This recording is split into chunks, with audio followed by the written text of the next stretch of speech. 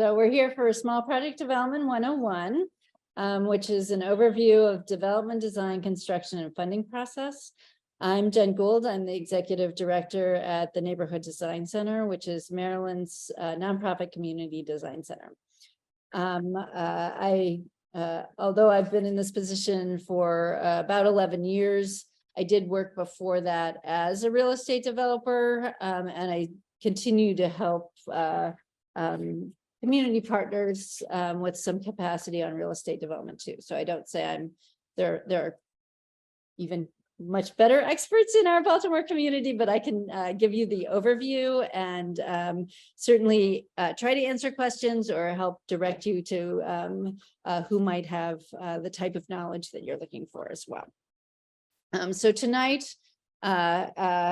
even though development projects are not linear processes by any stretch of the imagination, we're going to talk through it as if it were and really cover that site selection, feasibility, budgeting, your due diligence, project financing, community engagement, design and engineering, your sources, who's going to pay for it all, and how, that contracting and construction management, as if these were things that just happened one right after the other, all smooth as silk. Development process, although we say we're doing development, it actually has three pieces, right? We need to do our pre-development, the actual development where you're building the building, and then really thinking about what it means to own and occupy that building afterwards. Just like any big thing that you're tackling, preparation is actually often 70 or 80% of making the project go well. So really, we will spend a good piece of the time on pre-development, and then we'll really think about that design and construction phase, and also making sure that you're thinking forward to that occupancy phase, because we don't want you to get down the road and realize that you've bitten off more than you can chew in terms of the thing that you own at the end. So really, oftentimes we think about that development as starting the day that you maybe are going to hire your architect or put a shovel in the ground, but really being very critical about which place you choose to develop can be one of the biggest pieces of a successful project. And doing that, keeping a critical eye can be very easy to get emotional when you think you found a building or site that's perfect for you. But really taking that time to be critical about the choices at this phase can be the biggest piece of success.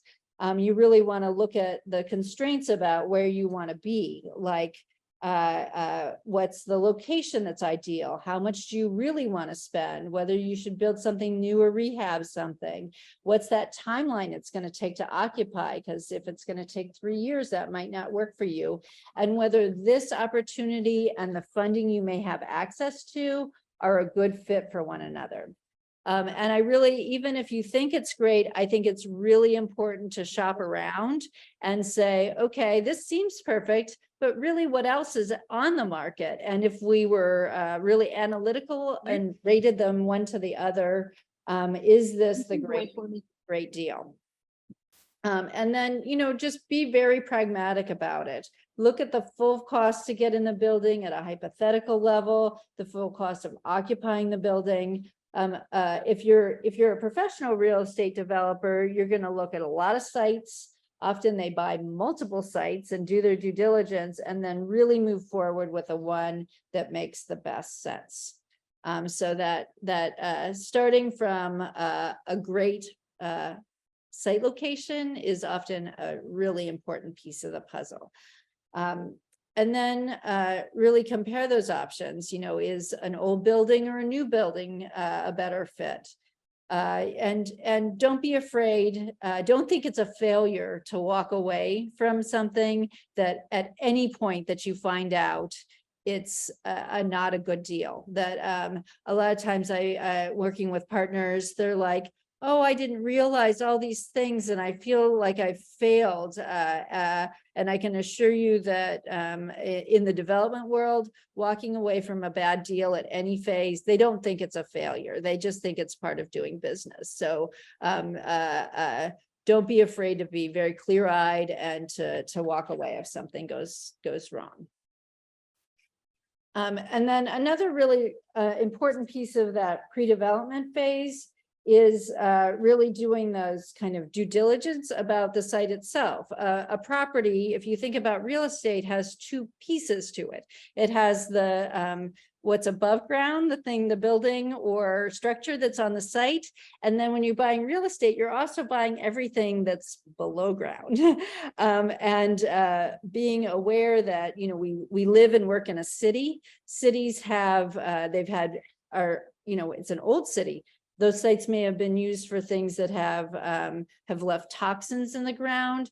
There may be old stream beds under there. Somebody may have demolished something and pushed all the rubble under the soil. Taking a moment and doing that analysis in terms of the feasibility for doing what you want on the site is a really important piece of it. That could include environmental studies, which really look at like what's the soil made of and is it health and safety soil. Geotech, what might be under the surface. There could be city conduit, there could be old stream beds, there could be other foundations.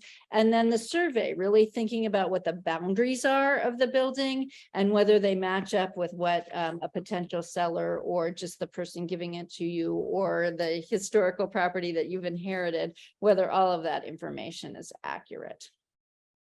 And after you've done those sorts of due diligence, you'll also want to make what's called a pro forma. And pro forma, that's it means as a form, and you're going to basically make a pretend budget based on typical costs for a project of this type, and see if that seems reasonable to what you can accomplish. So this requires a little bit of research. When you're going to look at the type of project that this is. So let's imagine you want to do a community cafe on Main Street.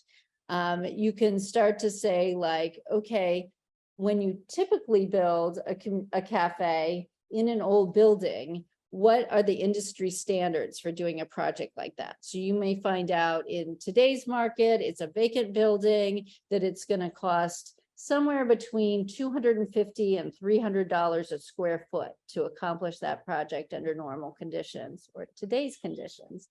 And the property you're looking at is 1,000 square feet. So that's going to be like $250,000 just for the hard cost to get that building occupied. And then you'll need to think about design and lots of other elements that go into building a building besides just those bricks and mortar. And you want to be really conservative at this stage because things are going to go wrong and you can't plan for everything to go smoothly. So there's the acquisition cost. How much does it cost to buy the thing you're looking at, or even if it's being given to you, you're still going to need to do a property transfer and lots of recordation costs and that sort of thing. There's the hard costs, which is what most people think of as the construction piece of it, of hiring the contractor and getting it done and all the materials that'll go into the site. And then there's what's called soft costs. And soft costs are what you're going to need to pay an architect, the engineers, some lawyers to do your legal work, potentially a project manager to run it, an accountant to keep track of all the funds, and everything that goes around putting up a building. You're also going to have what's called carrying costs. That includes, so you're not going to be able to occupy it on day one, but you're still going to have to pay the taxes, utilities, and insurance for the whole lifetime of that construction project. And then again, you definitely need contingencies because things are not going to plan. As we know, like, for example, we just came through a pandemic. Like it was impossible to get a building permit for months on end. Construction costs and timelines went like a 40%, like things really will not go 100% to plan, and you need to keep some money aside. And you'll also need operating costs. How much is it going to cost for you to be doing your job while you are planning all of this, or for the person that you might be hiring to do it? And it's also really a good time at this point where you're thinking, okay, I understand about how much this is going to be. I have a building I might like. I think I can manage this cost. Now is a good time to stop and talk to those potential funders, and also people that you might know around you that could help get you connection to those funders. Because if people, it's a good, think you have a great idea, it can be very uncomfortable, but now's a great time to say, hey, I think I've got this project that would be so amazing for my community. Councilman so-and-so or Madam President, what do you think of this idea? Because they may say, amazing, I've been talking to 5 other people that are trying to get something like this off the ground. Let me connect you to them. They already have one bond bill. Maybe you guys could work together. Or they could say something like, oh my gosh, I know 3 people have already tried to buy that building, and they found this and this and this about it, and I wouldn't touch that building with a 10-foot pole. So, this is a great time to start testing whether your idea really holds water before you say go or no go on moving it forward. This is also a great time to go talk to some of the folks at city government. Every building in the city has zoning. It's got allowed use and not allowed use. You can look up those uses through public data online, and it'll say something like R8, like it's residential zoning, and you're allowed to have this many people living in it, or certain types of commercial. So it's really important to not assume that you can do whatever you want in that building in the future. So it's a good time, even if it seems like it's allowed, to call the planning department and say, hey, I think I'm buying, or I've been given this and I'm thinking I want to use it for that. Is that allowed? And they'll either say, yeah, that's a perfect fit, or wait a second, you might need to get this and that permit to get that done on top of it being zoned properly. Or, oh, that's a minor variance. Here's the process to this, because that all can be built into like how long you might need for your project timeline, or whether that project timeline is even possible, or whether you might need to hire additional consultants to get it done. So again, that's like your zoning. What's the allowable use? Permits. Even within that allowable use, do you need additional permission to do that particular activity there, like liquor license or daycare permit? All kinds of different activities have additional permits on top of the zoning, as well as your utilities. That building may not have water that's turned on. You can find that out of the city. You may find out that it's got one level of electrical service run to it, but you're going to need a much higher level of electrical service to do your activity. Those are the kinds of things that you can plan for now and plan that into your timeline and budget. Also, like, are you planning for parking at the site? Is that parking that's already there allowed by right, or would you need to get additional permission to continue parking or make curb cuts or that sort of thing for the parking you're dreaming of? And finally, the city does have stormwater requirements. So really understanding, whether you're going to need to have, whether you might not be able to pave the whole site as you're imagining. There might be certain fees that are associated with doing that paving. So getting a handle on that as well. And then an additional review that might be applicable to certain sites are design and historic reviews. Some of our properties are historically designated or in a historic district where they would be able to have a lot of control over your ideas and plans. And if that's going to be true, you should know that from the outset before you make your choice. Let's imagine all of those things have worked out, and then you can go ahead and buy it. So after having all that sort of information already in hand is a good time to do the deal. If you've already been given something and you're just trying to evaluate it, you can still pretend to go back to the beginning. Imagine you're buying this building instead of that it's been given to you or as part of something you already own, and learn all of those things about it before you walk up to your development process. And you've got all of that information already under your belt, and you know where you stand in regards to this site. One way or another, make the deal. But just like they said, no take backs. Once it's yours, it's yours. And obviously, even after that, it's not the end of the world to find out, like, oh my gosh, I've gone through design and now I realize it really is going to be too troublesome or too expensive. Property is it's an asset. You can always sell it. As you all know, your neighbors will have opinions as well, and they may even have some power in the situation. If what you're trying to accomplish is what's called as of right, like your zoning allows for it, no problem getting the permits, you'll still want to do that outreach to say, hey, I know this place has been vacant for a long time. Here's what my ideas are. I hope you really are, like, want to be part of making this a success. It's definitely, for the most part, better to share in the excitement than to fight a battle down the road. People that get invited in early often feel really a part of your success and will be your biggest supporters. If the decisions have been all made ahead of time, often people end up with hurt feelings, and you have to go backwards. I certainly know, as a former developer, you're sometimes looking for, you might have found a good deal and you need to get that property under control. Like, you may need to buy it before you fully informed everybody of everything, or it could change the deal. But certainly once you have that site control, go to people early and often. And if it's going to be a big challenge, take their opinions quite seriously. So now that you're ready to, you've got site control, you own this property, maybe you're at that stage already.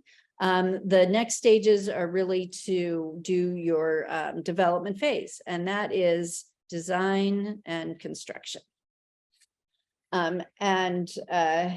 The design of buildings is typically you'll work with an architect through this phase, but the architect's team is actually made up of a number of people, and working in a particular jurisdiction, those having folks that really think through their whole team in terms of the engineering team and the architecture team makes a big difference. These folks are going to have to go to the city and get permission to build this structure.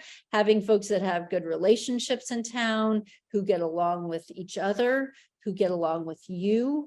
It's an actual relationship, and taking the relationship side of it seriously, and their quality and relationships in the city will make the project go a lot smoother. As I said at the beginning, I work at the Neighborhood Design Center, so we work with architects and landscape architects and that very regularly. So my deepest experience is in this part of the project today. But I am a strong believer in great design in terms of the way that they can make the building something you'll love in the future, but also through the process of construction. So that design team is made up of your architect, and the architect works with you to think through the uses of the building, design the layout, and what the exterior and interior look like and are built up. You may need or want a landscape architect unless the building takes up the whole property. to think through the hardscape, which is your parking and sidewalks and patios and plantings on the site. And if you have stormwater requirements, they're an integral piece of that. In addition to the architect, there's a number of engineers that make a building work. That includes your mechanical, electrical, and plumbing, which you'll hear referred to as the MEP team. And they do the HVAC systems, the wiring and plumbing, as well as an elevator if you need one. There's your structural engineer. So the architect comes up with a concept design, but the structural engineer is the one that really thinks through how the steel and wood that makes the building truly structurally sound come together, as well as some of those outside forces that can impact buildings like winds or fires or earthquakes that we hope won't happen, but the building still needs to perform well if they do. Your civil engineer, really, they take care of the underground systems, like the foundations and bringing power and water into the site. And then you may need an interior design team to think through your furnishings and finishings for the end use for the building. One thing to be mindful of at this stage really is you may be at the same time as you're thinking through this design and engineering process, you may be starting to nail down some of your funding sources. Or maybe you've already nailed them down prior to trying to hire your architecture and engineering team. And a lot of those maybe more public funding sources like bond bill funding or state or federal funding or city funding, they have requirements attached in terms of the process for procuring your services. They may have very specific requirements about whether you need to bid out for these folks, whether you're allowed to choose whoever you think will provide you the best service, or whether you have to work with the least expensive person that comes through the door. And so before you enter into the process of saying, hey, my brother-in-law is an architect, or my sister-in-law is a landscape architect, or I've worked with one 5 times before and we have a great relationship and I just want to go straight to them. Whether some of your funding sources have specific requirements about how you choose the process for choosing and the process for contracting your whole team. And just as one thing to pause and say, this option is as if you're going to hire an architecture team and then you're going to hire a contractor team to build it. There's another format that you can consider choosing, which is called design build, where that's all one organization. And from my perspective, the upside of that is they're integrated, like they're going to be talking to each other from the beginning. So your architect's not choosing things you can't afford that you don't find out until it's bid out. Or your construction manager's not saying, I think that architect had a stupid idea, let's do it this way. They're all communicating from the get-go and coming up with one integrated process. The challenge can be like those teams usually have they've got a more standardized product often, and it's often like limited to smaller scale things. So if you're thinking about going design build, I would highly recommend that you visit some of the things that they've built and said like, oh, is this the look and feel I want? Because you're probably going to get something along those lines. And also to talk to some of their former clients and see whether they've really got the process down. Because it's much, I guess I would say it's more flexible to do the other thing, because there's lots of different off-ramps through going through a whole architecture process and a whole construction process. Whereas if you go design build, you're going to have to start all over if you get to the middle and you don't like how things are going. So it's like a one and done, which has its upsides and downsides. So once you're into design, it seems like you're thinking like, okay, I'm going to hire my architect and a couple months later, I'm going to have my construction permit, right?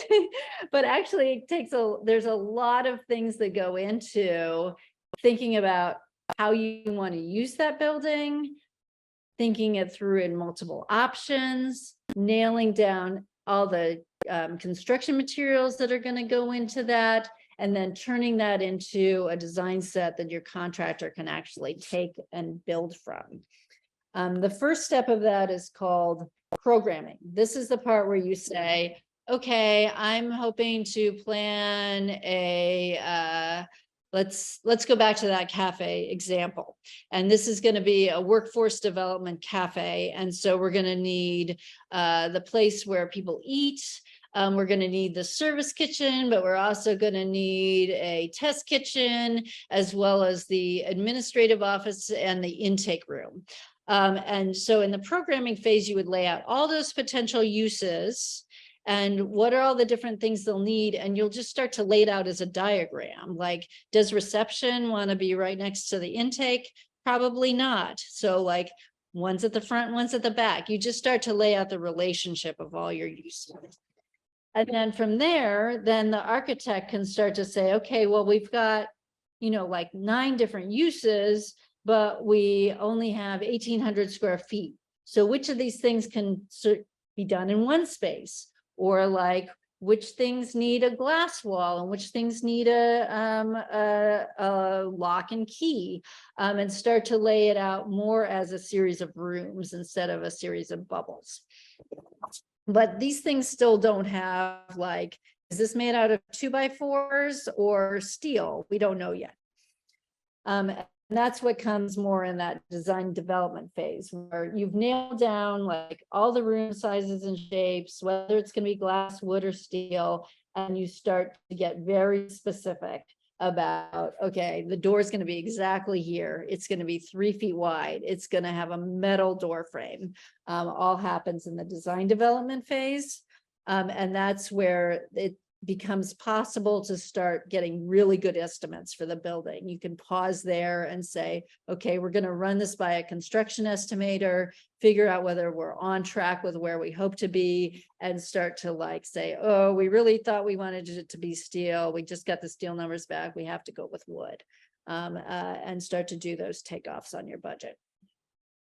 And then finally, once all of that's nailed down, all of that gets converted to something that has every single detail laid out for your contractor. You're going to order the gelled window, item number XYZ, size exactly this, and your construction contractor can see all the list of everything they're going to have to buy, all the specific material, you know, like 7,000 square feet of siding and 3,000 square feet of roofing, this exact roofing, so that your contractor knows exactly what they're building.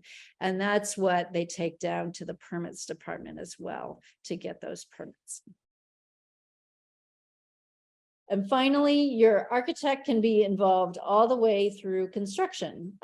You can utilize them to come out into the site and check that your contractors building exactly what they promised to build.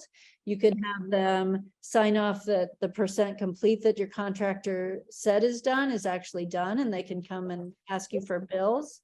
They can negotiate when the contractor says like, oh, that roofing you specified isn't available right now because of supply chains. Here's what I want to use instead. The architect can then say, yeah, that is actually just as good a product, or no way, you're just trying to cheap us out. Here's what you should use instead. And so once you've got all those construction documents, that's when you'll get those final permissions from the city. And that includes not just your building permits, and those any zoning revisions that are needed, or use permits, but also, you know, take the design plans down to CHAP for your historic designation review or whatever permissions you might need. And through all of this time, you also want to be turning that pro forma budget into your actual construction budget. So you'll be getting different information as you work through each step of this process. And with that specific information, you'll be taking out your guess and putting in reality through that budget. So yes, final. And getting to know the realities that you're facing. And that will include, like, instead of like, what was your projected acquisition cost, what's your real acquisition cost, what's the true contract with your architect and engineer, instead of just putting in 10%. What's your true estimate from your contractor, instead of it's going to cost $150 a square foot. And by now, I'm sure you're all wondering, as I usually am at this point of the project, where in the heck is all this money coming from? Especially, like, I think pre-development is a huge challenge for small organizations. You really do want to do your due diligence, but nobody's giving you the funding to do that. You would love to hire a construction manager.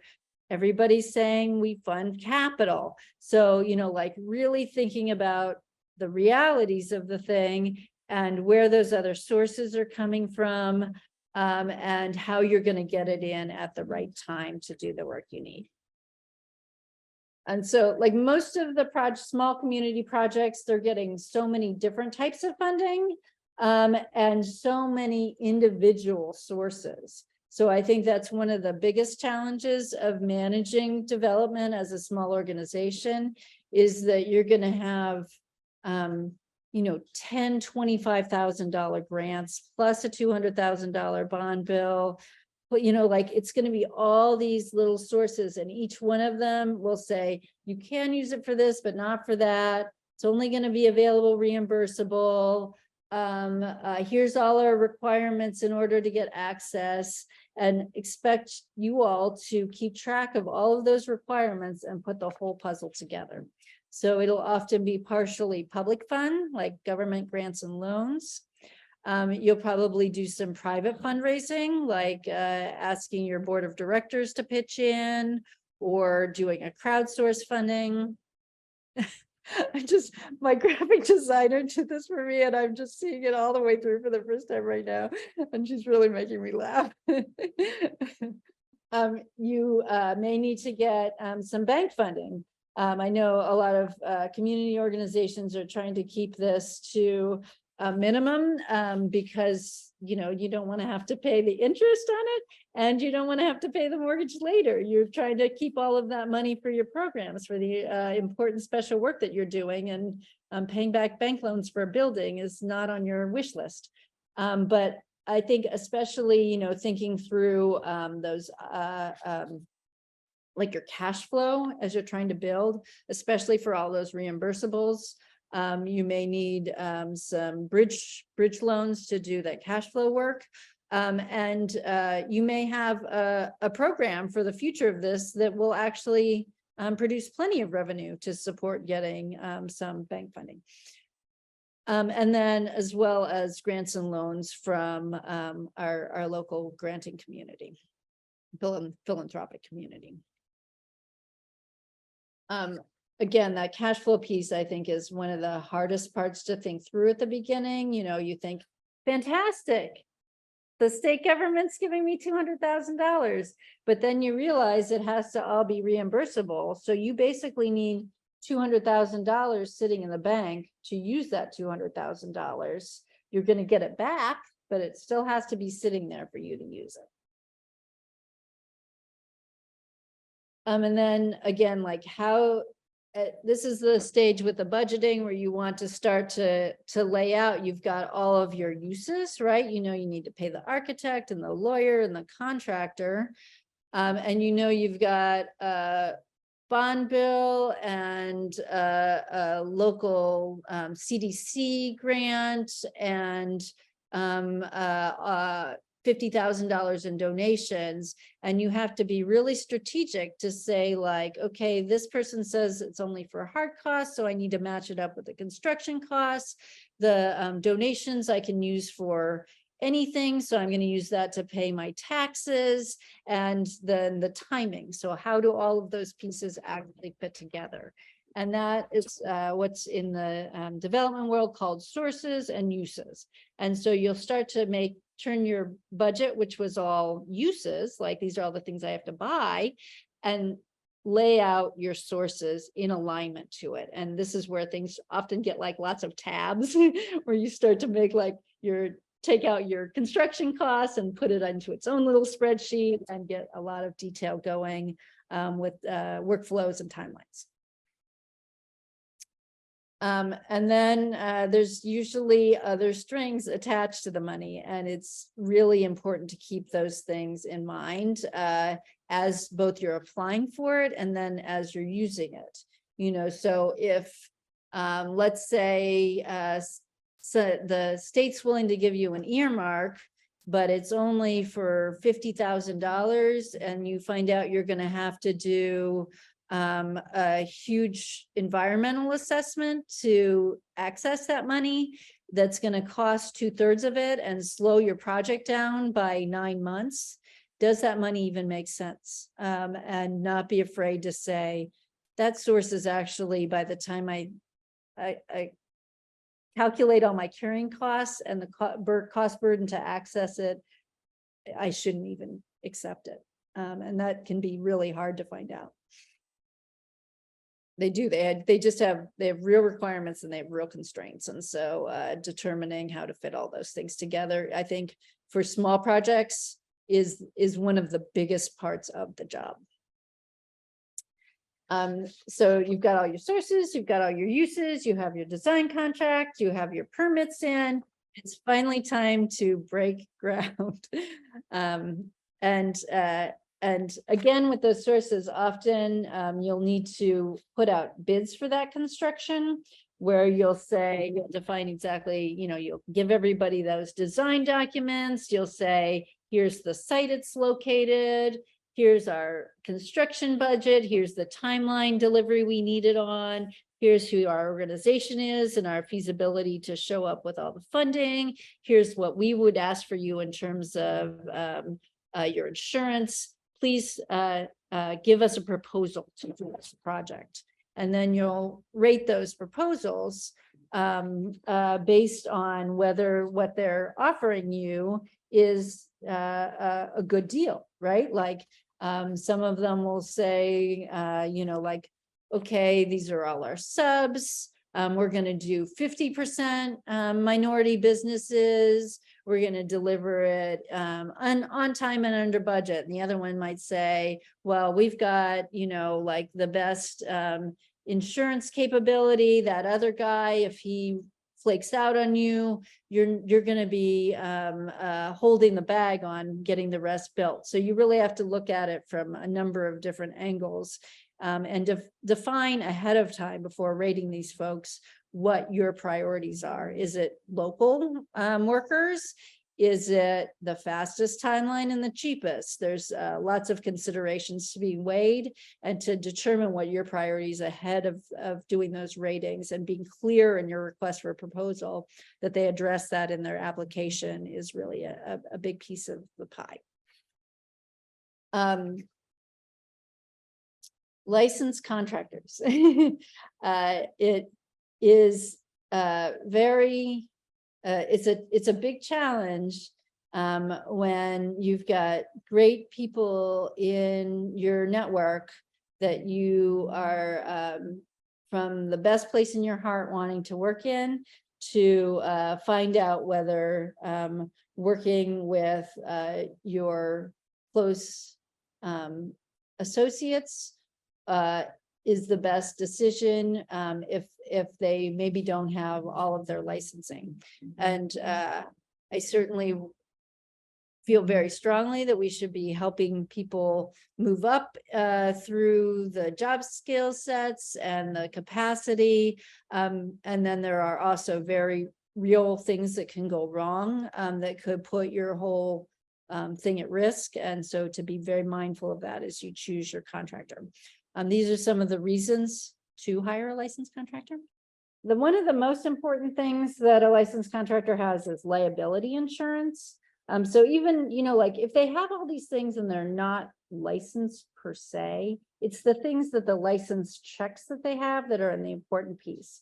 The liability insurance makes sure that if somebody gets hurt on your property while the work's happening, that their insurance is going to cover that, and that it's not going to be put onto you, or their workers' compensation as well. If their worker gets hurt, that person's going to be protected. If somebody else gets hurt, that they're going to be protected under that contractor's insurance, not under your insurance. You don't want to end up sued out of this situation.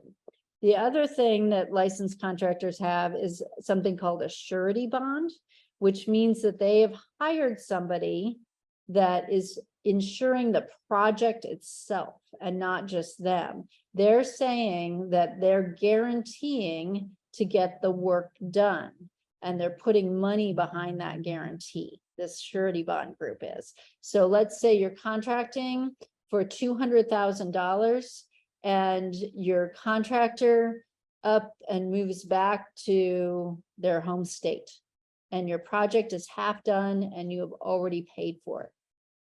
This surety bond guarantees that you get the piece of money that has now disappeared back, and that work gets completed. So you can't be cheated out of a complete project because your licensed contractor has a surety bond. And then there's lots of little things that kind of keep people on their best behavior, like they're registered with the state, and that registration can be taken away if they cheat people, and they want to protect that license. And so you've got to stay on the up and up. You have to have decent credit.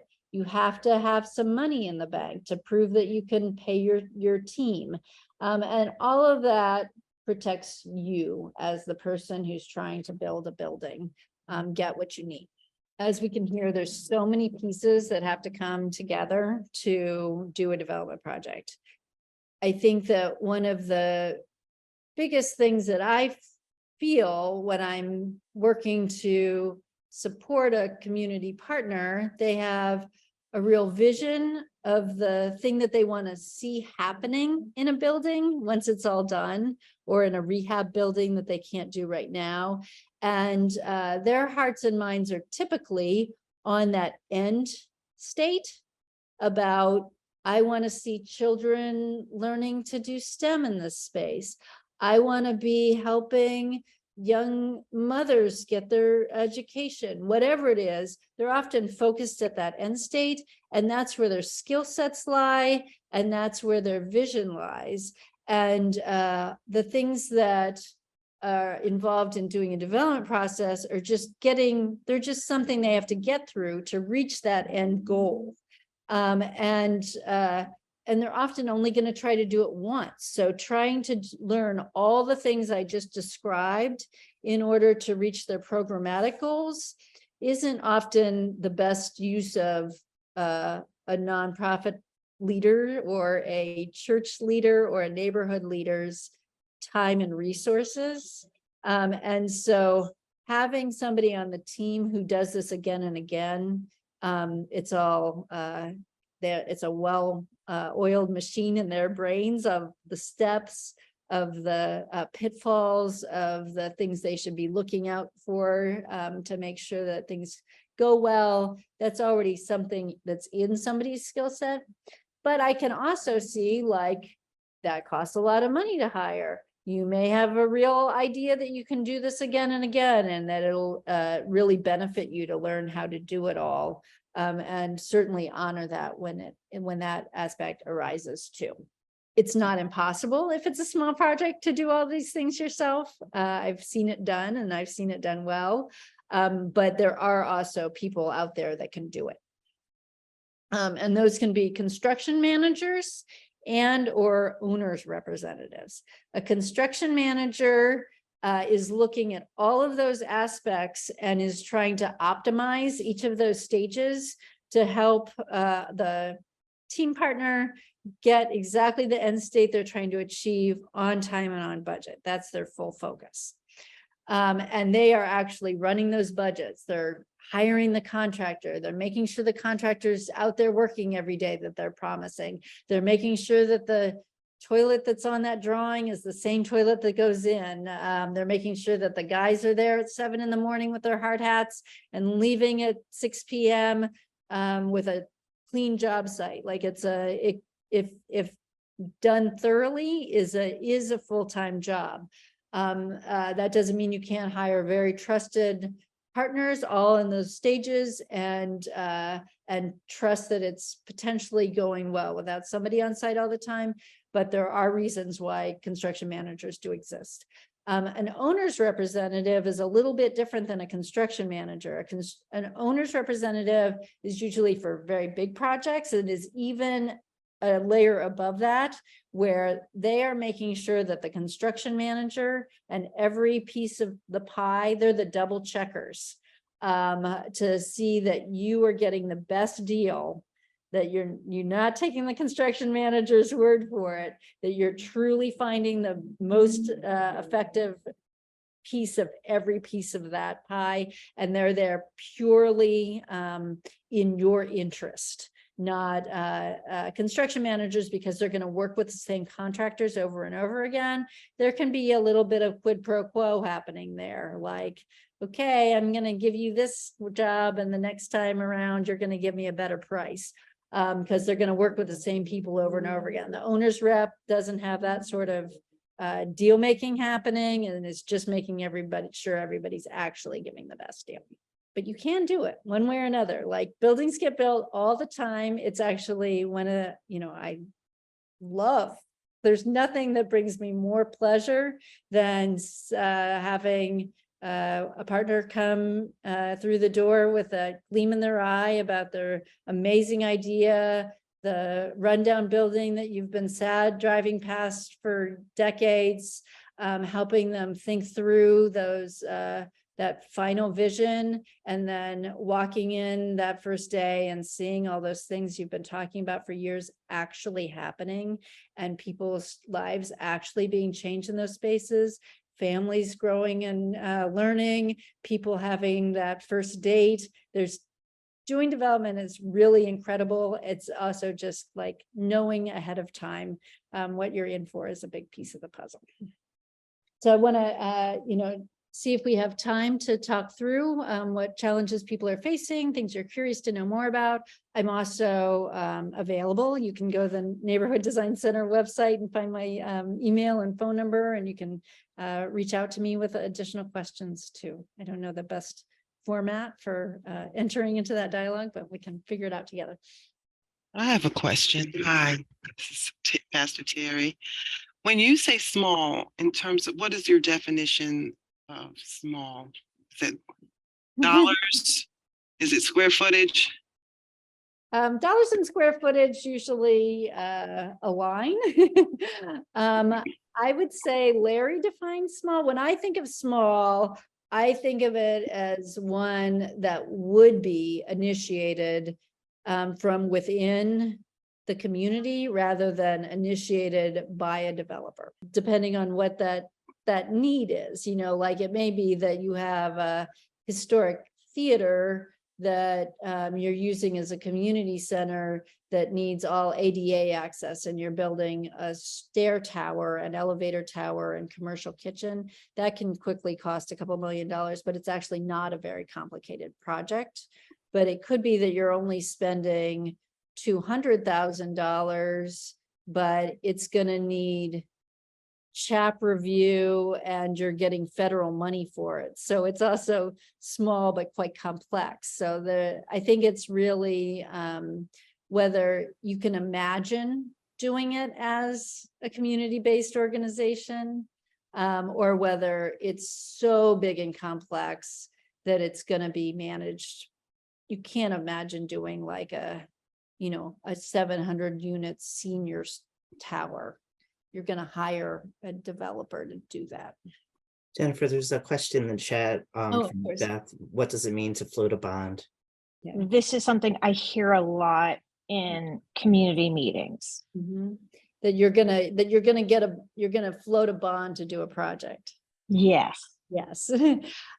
So our state legislators, each legislative session put forward a number of proposals to get a bond, what's called a bond bill. Basically, they are utilizing the state's ability to raise funds and convert those bond funds that the state raises and converts them to grants for local development projects.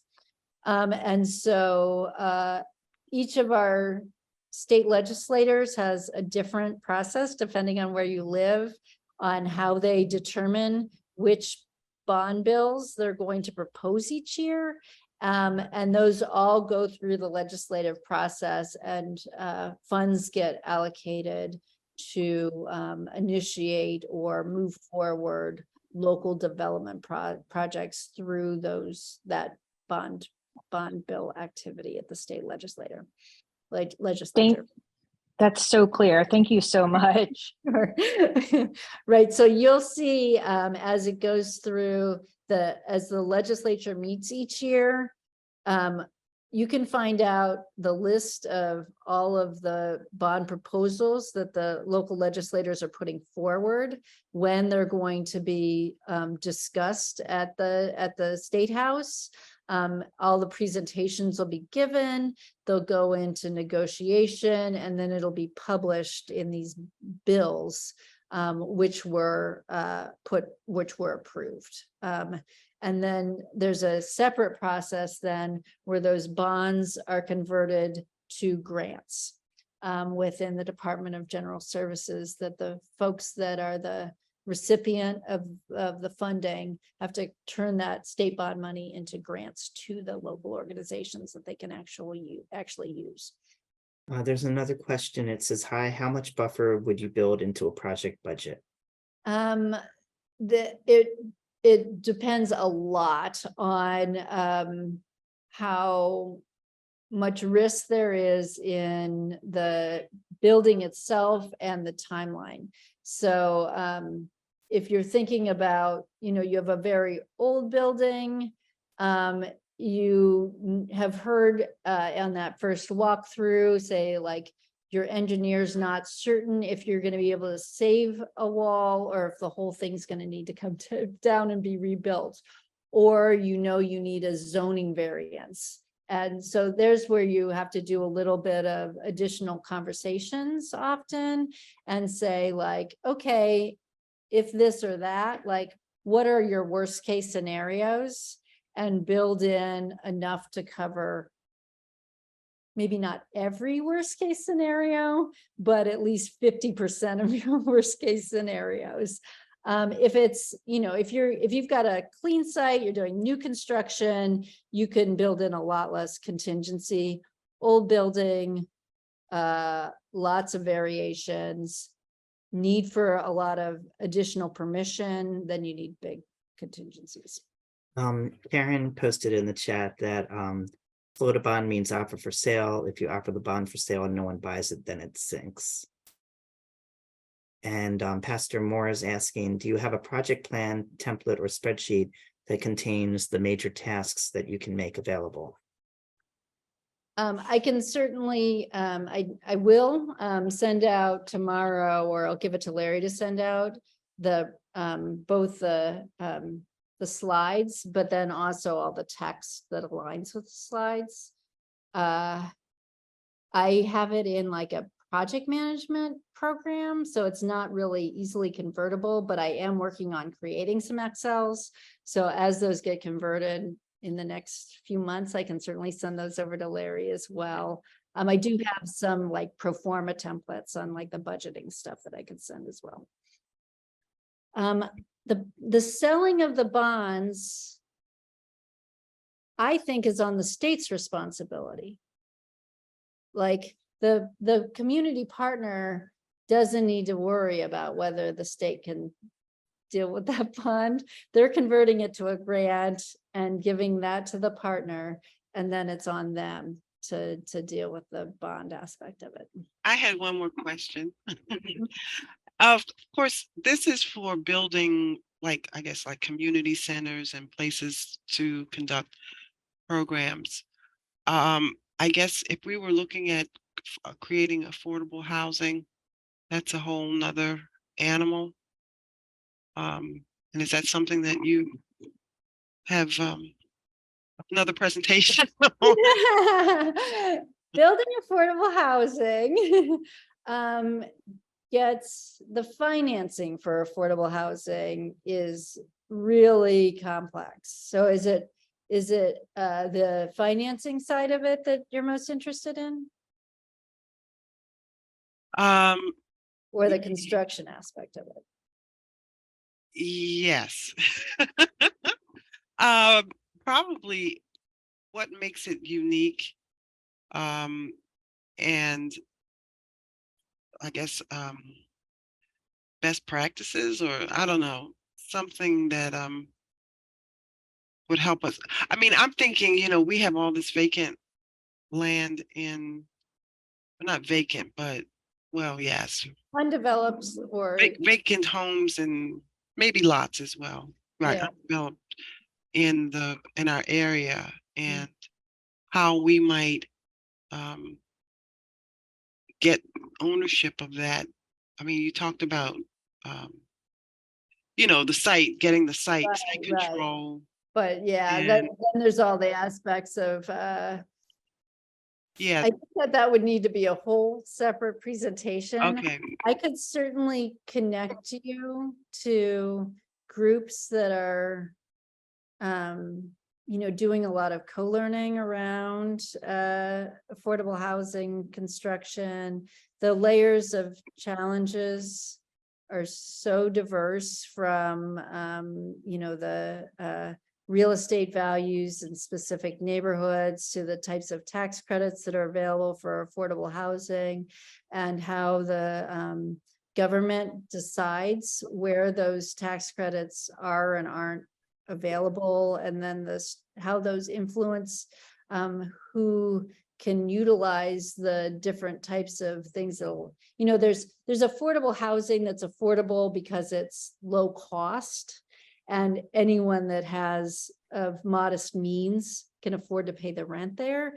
And then there's affordable housing that's like government affordable housing, Okay. that has a whole separate layer of so it's really Right. affordable, has lots of different meanings as well. Maybe even trying to wade through that whole world. Yeah, I think if you want to let me put my email in the chat. If you want to drop me an email, Okay. and we can set a time to chat, and I can maybe help point you in some useful directions. Okay, that sounds good. Thank you. Yes. And also, this is if you want to, if texting is better. There is another question in the chat. Where do organizations find project managers? Wow, that's there are some development contractors that are out there, like you can hire them as consultants to do that. You can also, if it's a really big project, bring someone on to your team, hire, advertise for, nonprofit real estate development construction manager, and find somebody who's got that experience. You're looking for somebody who's got real estate development experience, and or construction management experience, depending on which phase you're at. Ms. Parker has her hand raised. Oh, sorry. Yeah, thank you, Larry. Ms. Parker? I have two really quick questions. My first one is, in what other capacities does the Neighborhood Design Center um, assist. For Like, sure. yeah, because like if you wanted to, not necessarily with a building, but if you wanted to do like hardscaping or landscaping to redesign an area, there may be a building that you may want to do some type of creative things with. Yeah. But do you guys help with kind of mapping out and envisioning those types of things? For sure. Yeah, that's actually definitely our core mission, is to provide, we can do it on a pro bono basis, which tends to be a little slower, and you have to kind of wait in a little bit of line. So that's not good for urgent projects. Or we can do it on a, sometimes we work, especially with like other nonprofits, on more like a fee for service basis. And we can do all the community engagement and come up with a concept. And that can be for, like you said, like green spaces, community gardens, small parks. It can be streetscaping, like thinking through like, okay, we need to do like artistic crosswalks around our school, up to like the conceptual designs for buildings. And it's easier at like the landscape level or like streetscaping level to work with us for something that you would self-implement. If it's really at that architecture scale, we only do up to conceptual design, and that's usually for the partner to then go look for the funding to say like, okay, we want to raise a bond bill, and so we want to go to our state legislator and show him what our idea is. And have it be a really persuasive thing. So you can work with NDC to say like, this is basically what our community center would look like. It's not going to be the exact thing you end up building, but just to give them enough of an idea to get behind it, and to get your city council person support and that sort of thing. And then, you know, for partners that we've worked all the way through that design process with, they've gotten the funding. It may be their very first building. Sometimes they do hire us on contract to support them with a little bit of capacity through that development process. The team doesn't have the capacity to be your like all day, everyday construction manager. But if you're trying to get the skills and you want somebody to have like a weekly meeting check-in with, double check your submissions, that sort of thing, we can be like kind of on retainer to help leverage some of that capacity. Okay, that is great, because I definitely need to get on your calendar, because I have funding Oh. for a concept, but I can only visualize it in my mind. I can't draw it on paper. Okay. Yep, So I need that level of support. And then the other question I have, I'm sorry, I live on West North Avenue, so that's the noise. I love it. But I love it here. I love And it. the other question that I have really quickly is, I find it harder sometimes to get, because I work with the CDC also, to get operating funds than to get capital funds. Do you have any suggestion? Because you can get it to, but you don't have staff on the back end to do certain paperwork, to even check email, just those types of things. Do you have any suggestions for that? It's the very, very, very hardest part. And you know, I run a nonprofit too. And the things that like, so oftentimes, you know, like you just have to go like make the rounds to philanthropy and describe like a couple year process. Like, okay, I've got funding for capital. Here's my first 2-year plan. I need some operating funds to get off the ground. And then beyond that, really thinking about what's going to be some sort of revenue proposition. You know, so like for us, it's that, you know, we do offer some fee for service, and that keeps the staff paid, the lights on, having some sort of revenue proposition for the long term to get that operating coming in to support the other piece. You know, if you have a compelling idea, I do see people have success getting that 1 or 2 year pipeline out of local philanthropy to get the thing stood up, but knowing how you're going to be sustainable and have that a little bit of a revenue proposition is an important piece of it, because philanthropy just, they don't want to stick with you forever. Thank you. Mhm. There are two questions in the chat. Do you use a specific construction management software or off the shelf like MS Project Manager? And is there a list of some network group we can present our projects to? In terms of funding. Oh yeah. I've used, sometimes it depends on how big the project is. Sometimes it's just spreadsheets and Gantt charts, stuff you can get through Office. As an organization, we do have another project management software that can be used for full business project management, but we also use it for our construction projects. That's called Rike, WRIKE. But of course, that comes with a subscription cost and that sort of thing. I think the main things that are really important are to have something that can show you the information like as a list view, and then can convert that list view into what's called a Gantt chart. You can learn a little bit about Gantt charts that are spelled GANTT, that shows the pieces as like bars of time and which things can happen concurrently and which things you have to have one thing done to move on to the next thing, and attaching those critical path items so that you can say like, okay, it doesn't really matter that much if we fall behind maybe on the site excavations while we're still doing design, but we absolutely can't start construction until we have permits. So if you're falling behind on your design timeline, you're also pushing out your construction timeline. And that you can see the relationship between those two things on a Gantt chart, which you can't necessarily see in the field. But there's lots of different project management softwares out there. And for a small project, most of them would work.